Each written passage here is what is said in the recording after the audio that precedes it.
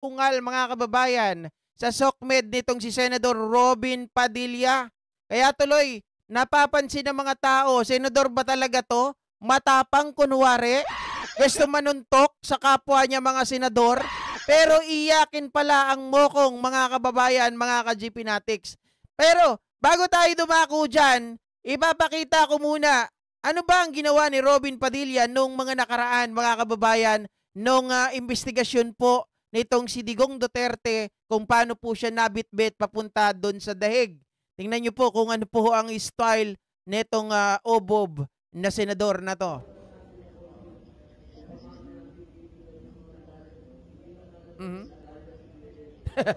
Tingnan nyo, oh. Grabe mga kababayan, kalalaking tao, no? Oh. Ayan si Robin, iyakin. Oh. Pero ngayon, iba naman yung kanyang iniiyak sa SOCMED, mga kababayan. Ano bang iniiyak niya, GP? Ano bang sinasabi ni Senador Robin Padilla? Ito po, tingnan natin, mga ka-GP Natics. Ayan. Itong si Senador Robin, mga kababayan, di ba po, nag-file ito ng resolution for immediate repatriation nitong si Digong Duterte. Ito po ang kanyang sinasabi, mga kababayan, doon sa kanyang pagngalngal sa SOCMED. Sabi niya, kapakanan ng inang bayan ang intensyon ng resolusyon sa pagpapauwi kay Tatay Digong, hindi politika. Tanging reconciliation lamang ang daan para umasenso ang Pilipinas, hindi ang nakaugalian ninyong paninira, style ninyo, bulok.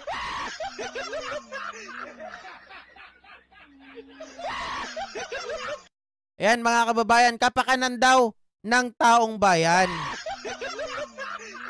Kapakanan ba ng taong bayan?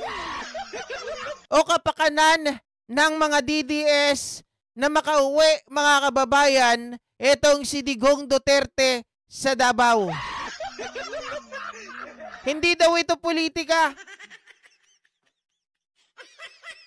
Oo, sabihin natin hindi politika ang pagpapauwi kay Tatay Digong.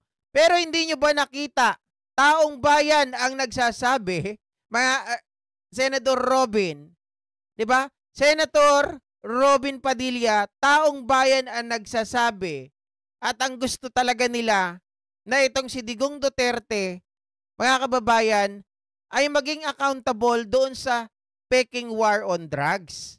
Di ba? Kung hindi ba naman siya si Raulo sabihin ba naman niya, sipain ko pa yung ICC na yan pag dumating dito Matagal na ako nag-aantay. Ang tagal ng ICC, hindi man dumadating. At kapag dumating sila, pagsisipain ko pa yan. Oh. Di ba? Mga kababayan, nagtataka lang talaga ako dito kila Senator Robin Padilla. Pinipilit nila yung mga bagay na hindi naman na talaga pwede. Isipin nyo ha, mga kababayan, nag-file ka ng resolusyon. Meron pa bang jurisdiction ang Pilipinas? May say pa ba ang Pilipinas dito po sa kaso ni Digong Duterte ngayon? Ang say na lang natin magagawa dyan ay humarap yung ating mga witnesses laban kay Digong Duterte. Pero wala na tayong magagawa sa desisyon ng ICC. Whether you like it or not, mananatili si Digong doon sa dahig. Diba? Yan ang kanyang wish Wish granted. Ika nga. Oh, mga kababayan. Tapos nananakot pa kayo na kapag may nangyari kay Digong, ay may mangyayaring hindi maganda. Diyos mio Marimar. Parang narinig ko na yung mga tawag dito, yung mga pagbabanta nyo na yan. Nakulong na nga lahat-lahat. Nasaan na yung mga pagbabanta ninyo? Wala naman. Diba? Tanging reconciliation daw mga ka-GP Natics. Paano magre-reconcile ang administrasyon na to at etong sila Digong Duterte? Okay, sabihin natin, Mag-reconcile sila. Magkabati sila, mga kababayan. Pero, the fact remains the same. Wala pa rin pong kamay si Pangulong Bongbong Marcos doon sa ICC. Kasi na-turn over na siya dun eh. Diba? Crimes against humanity. Oh. Sabi ni Ma'am Leticia Fernando, dapat si Robin mag-alsa balutan na lang. Tama, umalis na lang siya dito. Sabi nga niya dati, mga kababayan, kapag nakulong si PRRD tapos si Bato, sasamahan niya. Eh, hindi naman siya sumasama sa loob. Diba? Oh, tama si Sir Odi Lennon. Wala na tayo magagawa.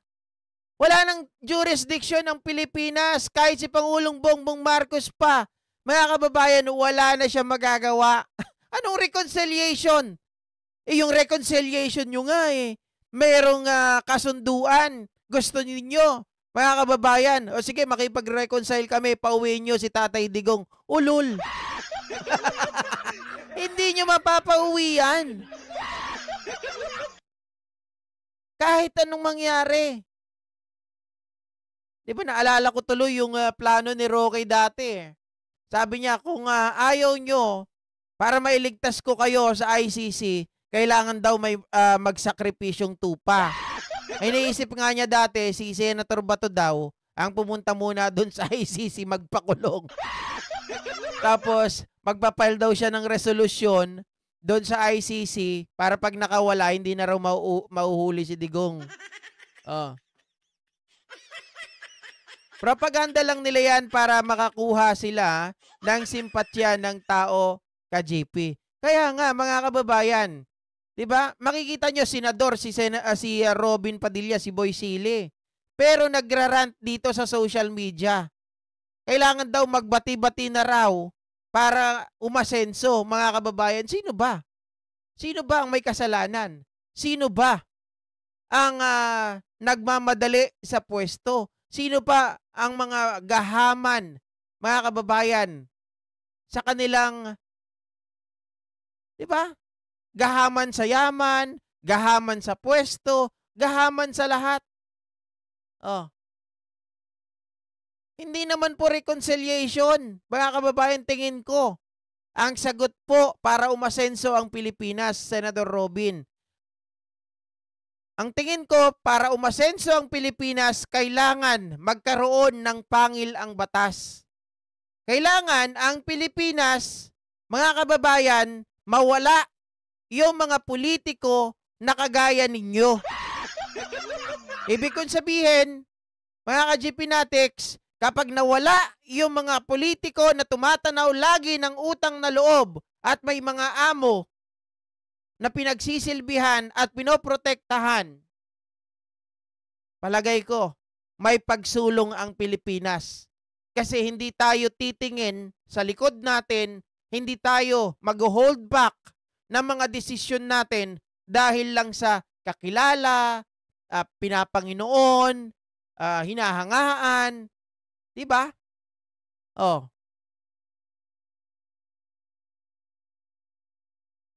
So kahit anong gawin ninyo, mag-ingay kayo na mag-ingay, wala pa ring magagawa ang inyong pag-iingay. Magdadakdak kayo na magdadakdak, sisihin ninyo yung puon ninyo. Pero inyo, mga ka-GP Natics, paninira lang daw yung ginagawa kila Digong Duterte. Bakit? Narinig mo na ba, Robin Padilla, yung ilalatag ng ating panel of prosecutors? Diba? Or sabihin natin, mga kababayan, doon sa mga biktima po ng extrajudicial killings, masyado kang sarado ang utak. O kung wala pong kasalanan, paninira lang po ang ginagawa ng gobyernong ito at ang yung ginagawa ng mga nag-file ng kaso kay Digong Duterte doon sa The Hague. Sige nga, pwede nyo naman ipanalo yan kung talagang mali, kung talagang walang kasalanan si Digong Duterte. Sa dami nyong abogado, sa daming pera na lumalaban para kay Digong doon sa dahig. Nandyan si Attorney Kaufman. Oh, hindi niya ba kayang ipagtanggol? Eh, pag di niya kayang ipagtanggol, mga kababayan, bubus ang pera nyo. Diba? I totally agree, Sir Odi Lenon, na dapat i-abolish na ang Senate. Walang kwenta eh. Mga kababayan, institusyon na ito ng mga tuta ni Digonyo. Dapat palitan na yan. Di ba? Oh, institusyon ng tuta ni Digonyo.